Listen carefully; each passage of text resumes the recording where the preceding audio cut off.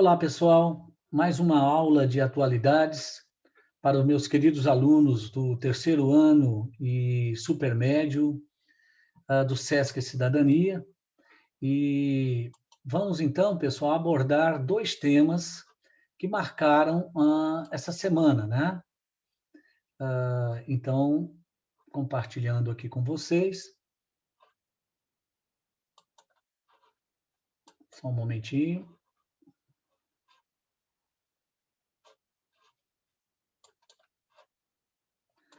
Então tá, vamos começar então. Eu escolhi dois temas, pessoal.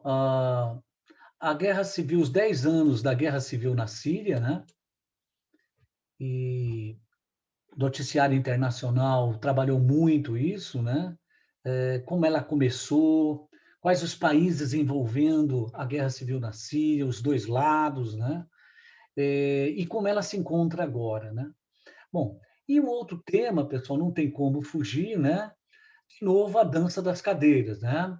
Mais uma vez, o Brasil tem um novo ministro da Saúde, né? Ou seja, nós temos a saída do general Eduardo Pazuello e a entrada agora na pasta, né, da Saúde do Marcelo Queiroga, tá? Médico cardiologista, presidente da Sociedade Brasileira de Cardiologia.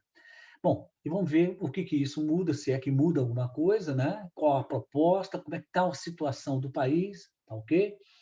Então vamos que vamos. É, Então vamos lá, sobre a guerra civil na Síria, pessoal. Bom, o contexto histórico é o ano de 2011, né? 2011. O que aconteceu em 2011, né? De forma fulminante, pessoal, muitos países da comunidade árabe, ali do norte da África, ou mesmo no Oriente Médio, foram surpreendidos por revoltas populares, né? Levantes populares nas grandes cidades, derrubando ditadores, governos ditatoriais que já vinham de décadas, né? Por exemplo, começou tudo na Tunísia, né? Você vai ter a população se insurgindo ali contra o governo, cai, né? O governo ditatorial da Tunísia. E, de repente, a Argélia faz o mesmo, derruba também o seu governo autoritário. A coisa se estende, pelo menos, através ali do norte da África, vai para a população do Egito. Os egípcios vão para as ruas, principalmente para a cidade do Cairo, né? Vão para as ruas e terminam derrubando, né? Uma figura que já estava há mais de 30 anos governando o Egito, a mão de ferro, né? Hosni Mubarak. E vai ganhando também ali a região do Oriente Médio propriamente dita, né? Pressiona o governo do Iêmen, que começa a sofrer reformas e até hoje está numa guerra interna, né? E, bom, e chega até a Síria, que é o tema que eu escolhi, né? O que acontece, pessoal? Nós vamos ter o quê? A Síria, o governo da Síria estava nas mãos de Bashar al-Assad. Ele herdou esse poder do seu pai, que era um militar lá na década de 70, né? Ele desfechou um golpe e passou a controlar a Síria e a família Assad nunca mais saiu. Né? Então, o Bashar al-Assad, diante a essa sequência de revoltas em países árabes, derrubando governos estabelecidos há muito tempo, né? Ele vai se mostrar rígido, né? Está até hoje controlando a Síria. Tá? Então, ele não caiu. Só lembrando, pessoal, essa sucessão de revoltas em países árabes num ano só, 2011, tá? É considerado, tá? Como Primavera Árabe, tá? É uma alusão, pessoal, à Primavera dos Povos, lá no século XIX, 1848, quando em vários países da Europa, né, tivemos levantes liberais. Bom, e aí acostumou-se, né, a chamar um curto período onde ocorrem muitas revoluções sequenciadas, né, de primavera alguma coisa. Então, a Primavera Árabe está dentro desse contexto, tá? Só que o governo sírio não caiu. E a guerra civil continua até os dias de hoje. E Bashar al-Assad né, o presidente da Síria, permanece, né? Possivelmente ele não cai com muita facilidade. Os piores momentos para ele já passaram, né? Bom, mas aí que tá, pessoal. Quando em 2011, né, começou a guerra civil na Síria, que vai deportar muita gente, muitos sírios vão, milhões de sírios vão emigrar para a Europa vizinha ali, ou países adjacentes ali da Síria, né? Nós vamos ter um grande número de refugiados sírios, etc. E a guerra civil, né, queimando fogo. Bom, e aí o que nós vamos ter? Havia, no momento que começou a guerra civil na Síria, grupos rebeldes contra o governo de Bashar al-Assad, né? Você tinha setores da população civil mesmo, né? Que queria, né? Cansada do autoritarismo e tal, principalmente setor da linha industrial, comercial de outras cidades da Síria, né? O que acontece, pessoal? Além desse grupo, da população civil mesmo, e setores mais ligados ao comércio, né? Mas você vai ter também uma minoria sunita no país, que também era contrário ao governo do Bashar al-Assad. Por quê? Porque, oficialmente, a família Assad é uma família xiita, uma vertente dos xiitas, né? Alauítas. Então, eles são xiitas, né? Então, os sunitas do país, logicamente na oposição, como eu falei, setores da sociedade civil também na oposição. E você tinha na época, pessoal, hoje eles estão bem enfraquecidos, o ISIS, o Estado Islâmico, que também fazia oposição, tá? Bom, resultado, pessoal, nós vamos ter o cenário internacional, né? Como é que o tabuleiro começa a ser montado, né? Nós vamos ter a oposição a Bashar al-Assad, né? Dos Estados Unidos, da União Europeia, e na região do Oriente Médio, a Arábia Saudita, né? Que é a potência sunita da região, né? E o governo do Assad, ele é xiita. E também a Turquia, vizinha ali, né? Faz fronteira, inclusive, com a Síria, né? Do outro lado, né, nós temos os países na região que apoiavam o governo de Bashar al-Assad, o Irã, que é a maior potência da comunidade xiita no Oriente Médio, o sul do Líbano, né, o Hezbollah, tá, que é um grupo, né, sunita, né, que se opõe às negociações com Israel, etc., o Hezbollah, e a Rússia, né? No plano externo, a Rússia de Vladimir Putin também apoiava o governo do Bashar al-Assad. Como entender esse tabuleiro, né? Então, em 2018, o governo da Síria dá sinais de que está vencendo a guerra. Então, ó, 2011 começa.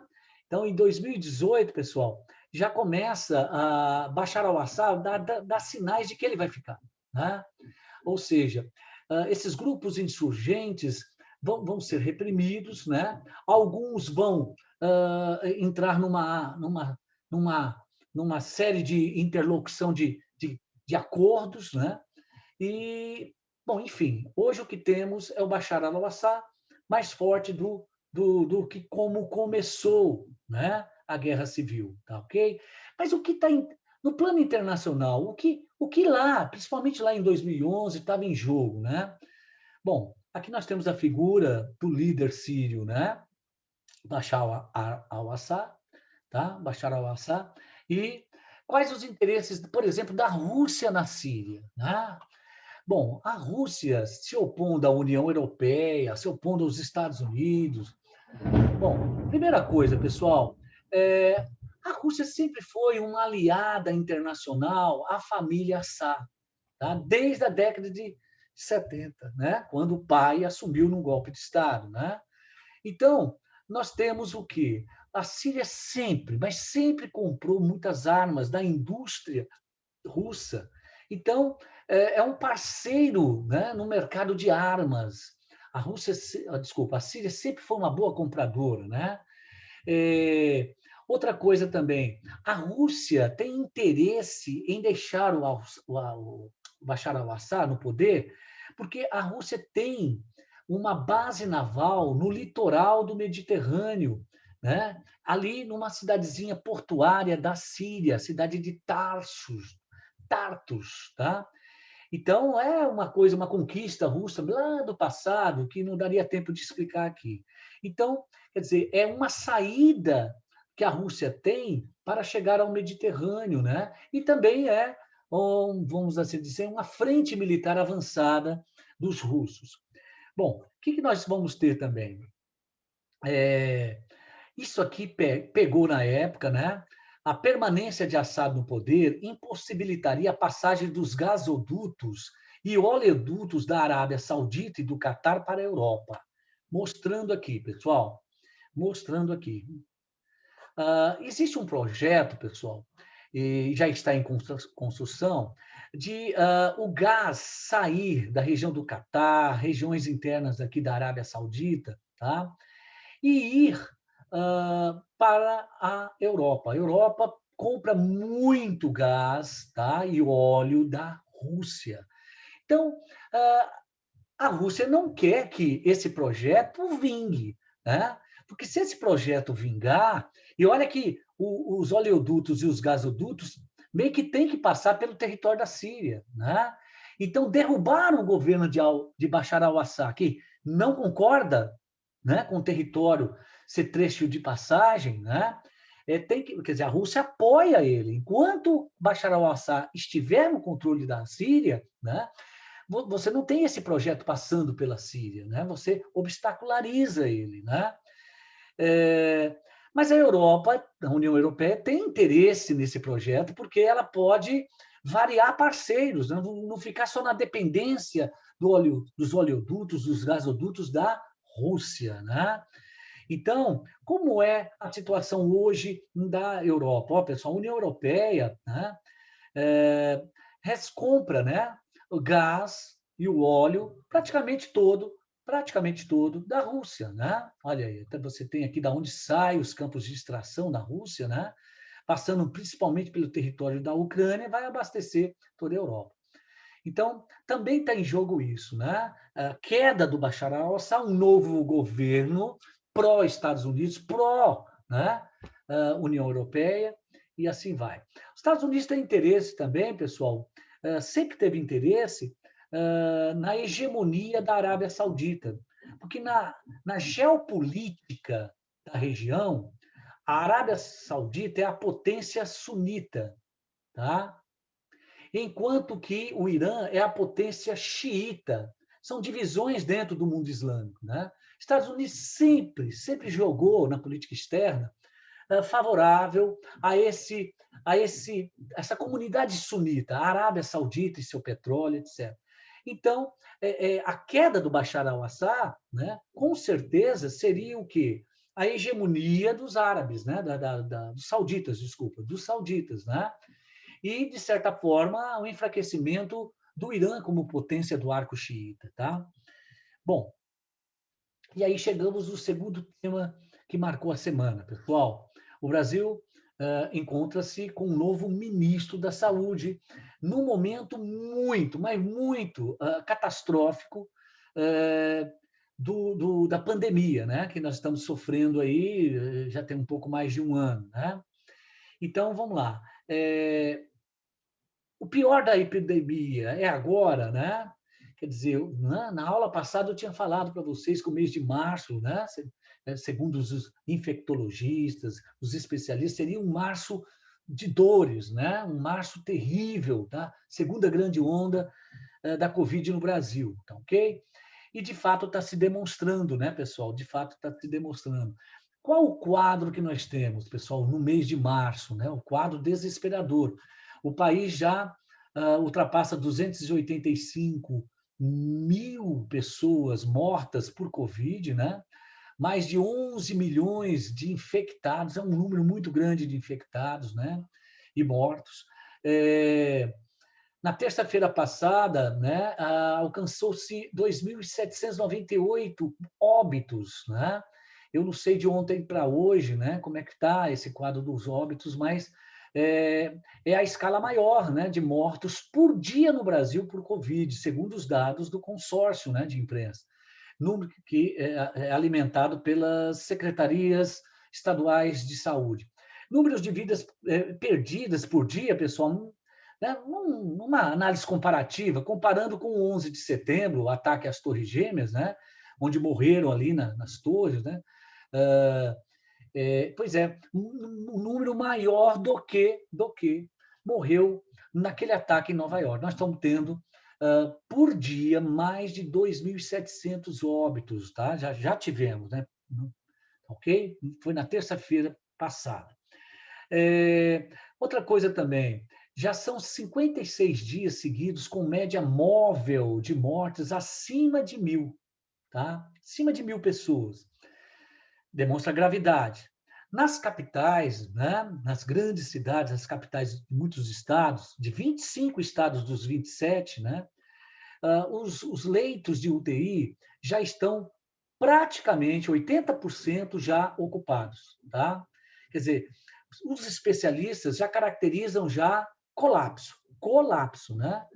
E 19 desses estados, estão com lotação maior do que 90%. Então, a situação, segundo os médicos, né, infectologistas, a situação é crítica. Falta quase todos os estados, aqui um errinho aqui, mas profissionais de área, as profissionais de saúde, a cada dia, pessoal, com o aumento de infectados, o aumento daqueles que procuram, né, as unidades de saúde, seja da linha privada, seja da linha pública, já não está tendo, né, pessoal da saúde para atender tanta gente, né? Então já está tendo déficit mesmo, né? E as medidas de restrição, né?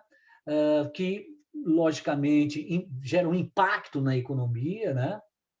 Você tem decretos aí de 15 dias, de paralisação de muitas atividades de comércio, indústria, né? O desemprego que cada dia aumenta, né? E a demora na definição da segunda grande rodada do auxílio emergencial, né? Ontem foi aprovado, mais ou menos, né? Falta só a Câmara bater o martelo, saiu finalmente, né? Uma demora muito grande, o auxílio emergencial, né? Porque tem milhares de famílias, pessoal, que estão desempregadas, estão vivendo de cesta básica, vivendo de favores de parentes, etc, etc, né? Então, o Estado tem que dar uma cobertura, né? Se eu não me engano, vai ser em 4 parcelas de R$ 250, né? Mas tem uma série de detalhes aí. Bom, mas enfim, saiu, né, o auxílio emergencial, mesmo que com uma demora. Pois então, pessoal, sai o ministro general Eduardo Pazuello, né?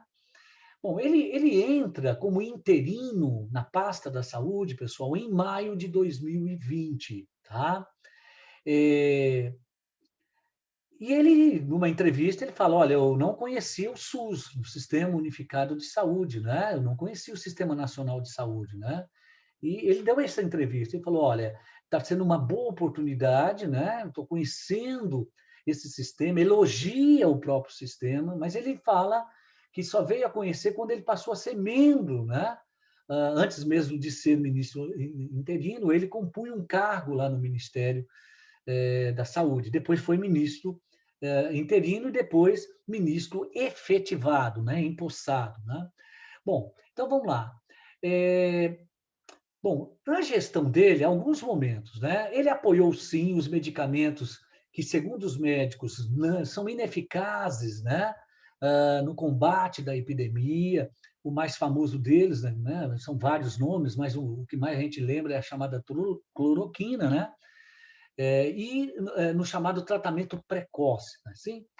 Outro momento também da gestão dele, o Tribunal de Contas da União exigiu, né, no caso da pasta, o Ministério da Saúde, explicações para o uso de recursos do Sistema Único de Saúde para a compra de medicamentos sem comprovação científica. Né? Então, houve uma pressão do Tribunal de Contas da União, querendo saber por que recursos foram destinados à compra de remédios que a comunidade médica não aceita, vamos assim dizer, ou deixa bem claro que não é eficaz no combate da doença. Né? O Ministério respondeu dias depois, né? Outro momento também da gestão dele é quando houve uma recusa, né, do governo brasileiro em assinar, né, previamente, em assinar um contrato com a Pfizer para comprar vacinas, né? Lá na segunda metade do ano passado, né? O Brasil não comprou a vacina da Pfizer. Agora, né, está fechando um acordo de compra, né? Milhares de vacinas também da Pfizer, da Pfizer, né? Não, a crítica que se faz a ele também, né? Dos especialistas, infectologistas, que houve uma demora na compra de vacinas ou de compromissos de compra de vacina, né? Como muitos países fizeram, né? Fizeram, e o Brasil não teria feito. O momento mais crítico, com certeza, da gestão Pazuello na saúde, com certeza, foi a crise de Manaus, né, pessoal? No mês de janeiro, né? Nós tivemos, o Brasil todo ficou assim, né? Assustado com o número de mortes por dia, né? Lá no Amazonas, mas principalmente na capital Manaus, tá ok? E aí, pessoal, ficou uma situação difícil para o ministro, porque houve uma acusação de que ele sabia da falta, ele foi comunicado da falta de oxigênio, né, da iminente falta de oxigênio em Manaus, né, e só foi tomar providências dias depois, tá? Não sei quantos dias, mas dias depois. Ele não tomou providência de imediato, né? Houve essa acusação, tá? Na questão da falta de oxigênio, né? Que isso terminou levando muitos à morte, né? Quer dizer, a pessoa não tinha ar para respirar, né? Porque os pulmões tomados, né, pela Covid não conseguem respirar sozinho, então tem que ter a facilitação do respirador, né? E começou a faltar oxigênio naqueles tubos, né? Um outro momento também foi quando o Tribunal de Contas da União passou a investigar, inclusive o Ministério da Defesa, né? São as três armas, né? A Marinha, a Aeronáutica, o Exército, a gente chama de Ministério da Defesa, tá ok? Começou a investigar sobre a acusação de que no auge da crise de Manaus, unidades militares, seria o quê? Hospitais militares, né? Não anunciaram que tinham, né? Não informaram que tinham leitos ociosos para doentes, tá?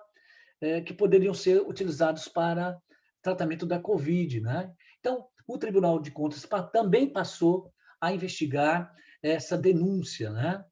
Bom, então esses foram os momentos mais difíceis. Bom, sem contar as frases, né, que marcaram um pouco as entrevistas do general Pazuello, né? Por exemplo, teria, num certo momento, se eu não me engano, em dezembro, ele teria, diante a jornalistas, né, a questão da saúde, do possível aumento da Covid, tal, ele teria usado essa frase. Para que essa ansiedade, né? Um outro momento, tá, um manda, o outro obedece. Quando ele havia anunciado, né, a compra de um grande lote de vacinas, e, se eu não me engano, no dia seguinte, o presidente Jair Bolsonaro mandou cancelar. Falou, não, quem manda sou eu, né? Não quero que compre agora essa vacina, né? E parece que houve uma certa indisposição entre ele e o presidente, mas logo foi resolvida.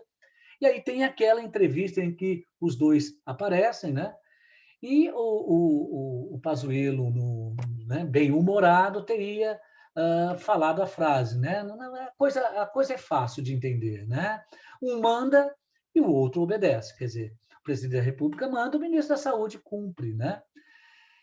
Tá, e outra frase, né, que ele também anunciou, né, há pouco tempo atrás, o Brasil não vai colapsar. O Brasil não vai colapsar. E, segundo os entendidos, né, da área de saúde aí, dizem que já colapsou, né? Quando alcança mais de 80%, mais de 90% em alguns estados, já é o colapso, né? Bom, e aí quem entra no Ministério da Saúde, né? Nós vamos ter o seguinte, pessoal, o ministro Pazuello sai E não é que ele sai, ele fica aguardando a escolha do próximo ministro, né? O que acontece, né? Ah, o Planalto, né, o presidente da República, né, vai procurar a pessoa de Ludmila Rajar, uma médica extremamente conceituada, tem um currículo muito rico, né?